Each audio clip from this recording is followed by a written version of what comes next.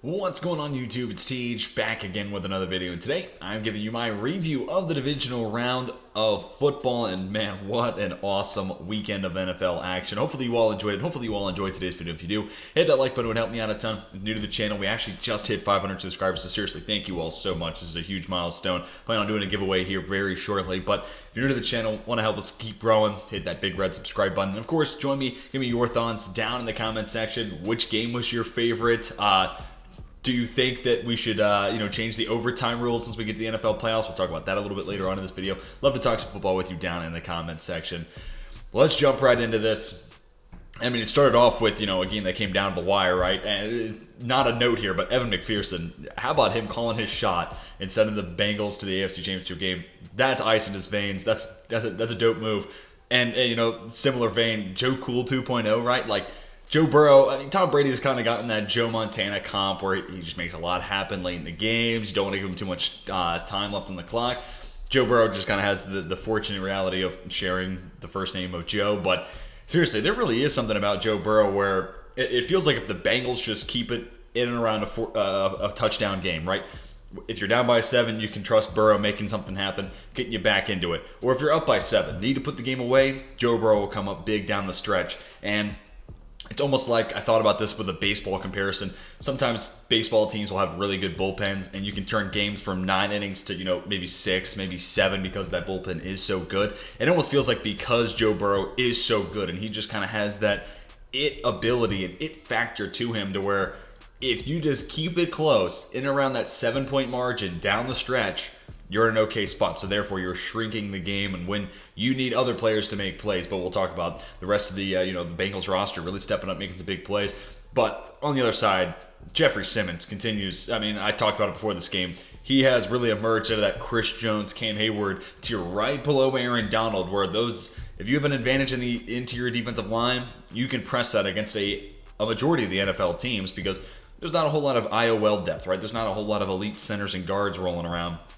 So if you have a guy who can disrupt from the middle, it causes a whole lot of headaches for opposing quarterbacks, and it's just an area where you have a clear advantage, and that was certainly the case this past week. And Jeffrey Simmons continues to ball out. I talked about him in my preview of this past weekend's games, and it was one of the reasons I picked the Titans to win this one.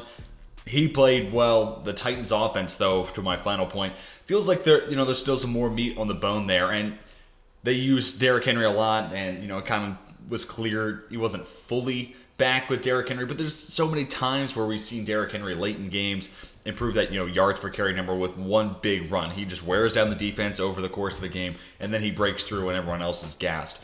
That just didn't really come to fruition. You kind of think, man, what else could they have done if they aired out, maybe gave more targets to A.J. Brown, got more from Julio Jones, even Donta Foreman looked good running the football. So I don't know. I just think Tennessee's offense this week was a little disappointing, and some of that also goes back to the offense coordinator Todd Downing in his first year in that position. So I just feel like there was more to be had there for the Titans offense, but give credit to both teams' defenses, made some plays, kept this lower scoring than I had originally anticipated, well under by 14 points.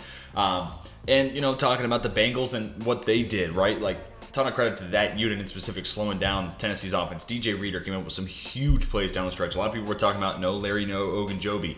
He's more the pass rusher, though he does obviously factor into the run game. But DJ Reader continues to be really solid as that run-stopping DT in the middle of that 4-3 look. And then, Mike Hilton creates a turnover for himself. Jesse Bates gets a pick.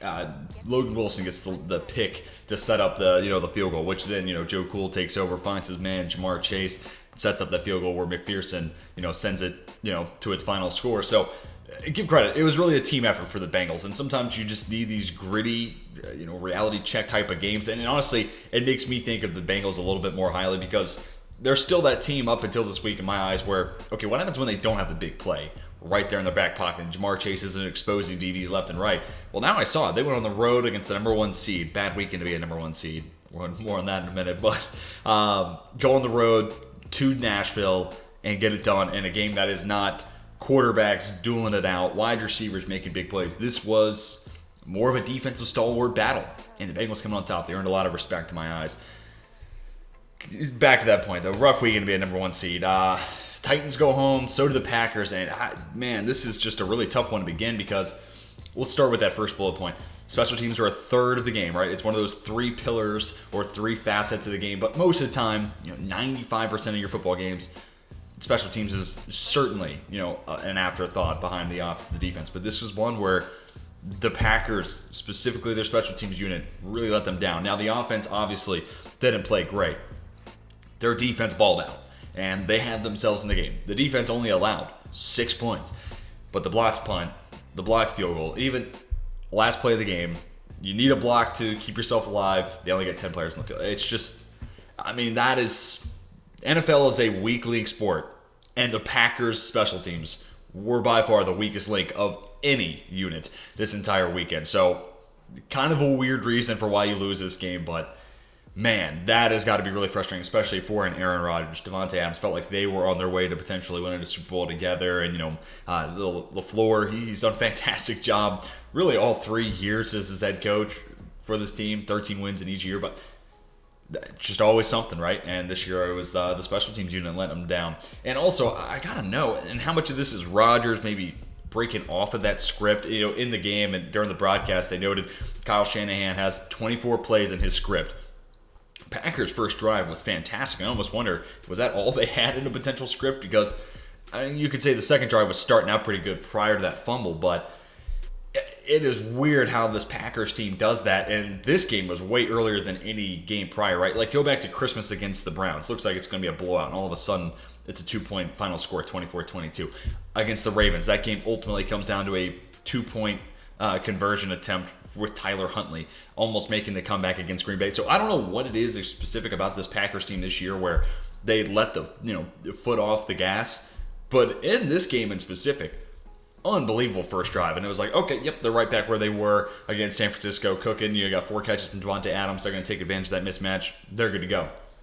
Start of the next drive, some more of the same. Then you have the fumble, and then things really start to turn around. The 49ers did a great job adjusting. D'Amico Ryan's ton of credit. This is tactician work at its finest. You double-team Davante Adams, and then, for the most part this year, I think the rhetoric around, hey, Green Bay has to get another playmaker on the outside opposite Davante Adams, I think that diminished a little bit. But then this game brings it right back to the forefront. And, maybe Green Bay is able to keep, Aaron Rodgers happy and keep him in town. And then that leads to Davante Adams re-signing. And maybe they will finally go wide receiver in round 1. But this was one of those games where you go back to, what we were saying for, a lot of our talking points about this team coming into the season where, Davante Adams is special, but what else do they have?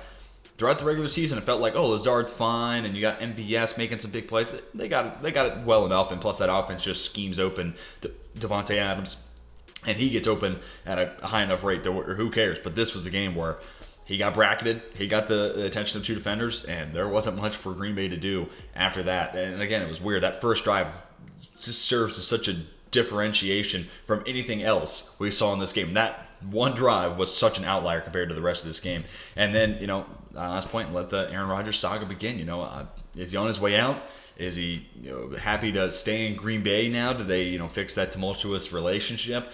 Is he ready to just retire and go host a TV show and call it quits, go live on the beach, hang out with Shailene Woodley? Anyone's guess is as good as mine. We really don't know a whole lot at this stage, but let the fun begin. He's going to be one of those first dominoes to fall in the offseason. On to the Sunday slate of games, and my word, where we give it a treat in all of these games. So, first off, holy meltdown, Batman. This was almost one for the ages for the Rams.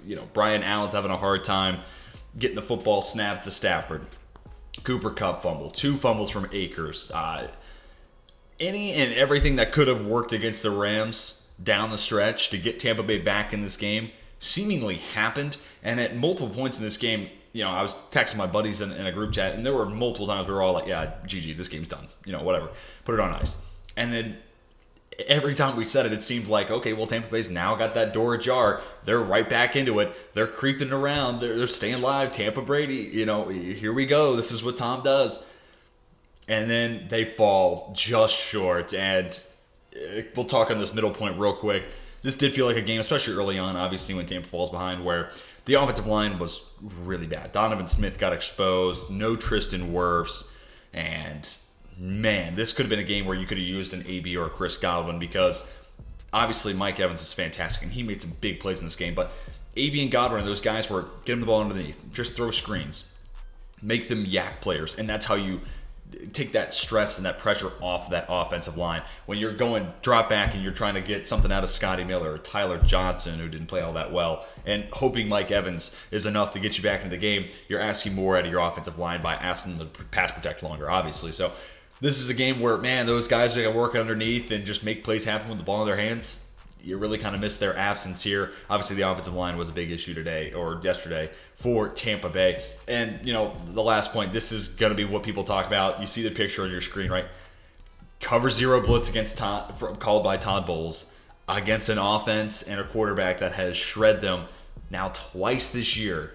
Just about every time they've dialed up a blitz.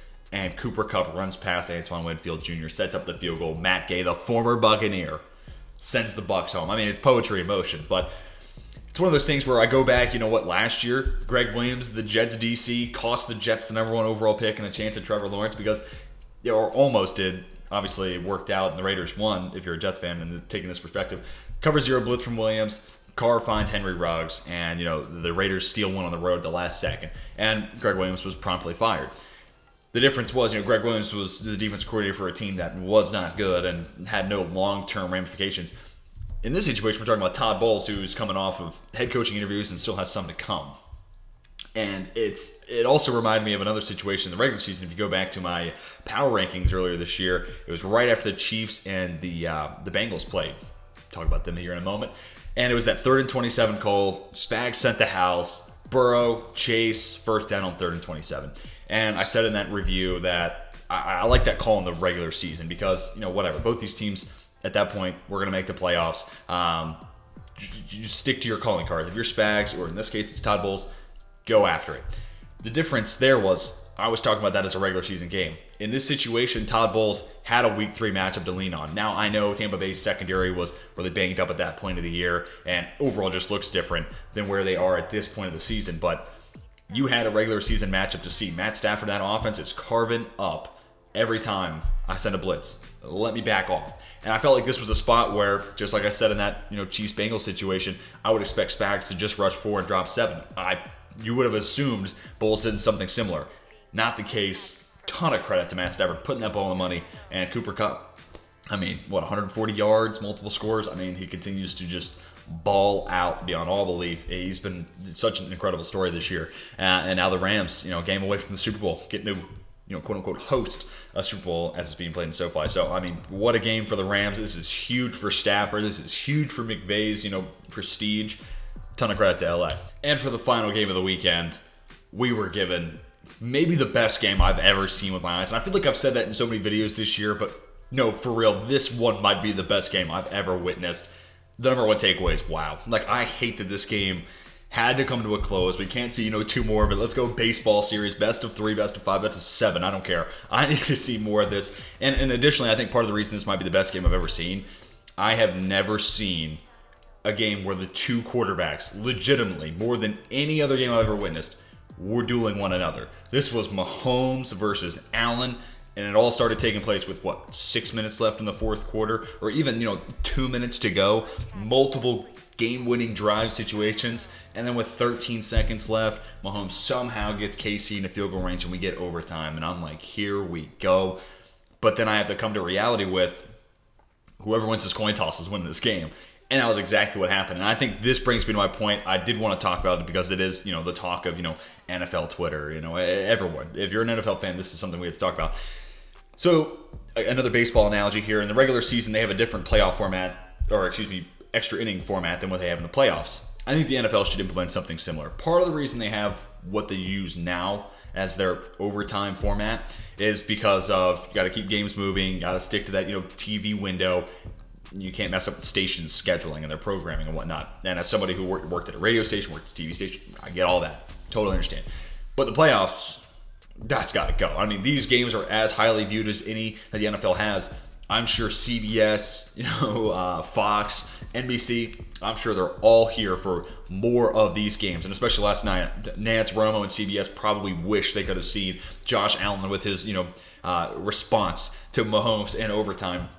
And I think that should be the change. Maybe you don't go college OT, which, if the NFL goes straight college OT, I'm totally fine with that. So if that's where you're at, I'm here for it. But in this situation where, Mahomes gets a touchdown, Allen needs a chance to respond. Now, obviously, that gets a little, tough because, if Kansas City gets a field goal, the Bills already get that chance. What happens if the Bills get a touchdown? Do you allow Mahomes to get the chance to respond? Or are we going full, presidential debate style where you get an answer, you get a rebuttal, you get a response to the rebuttal?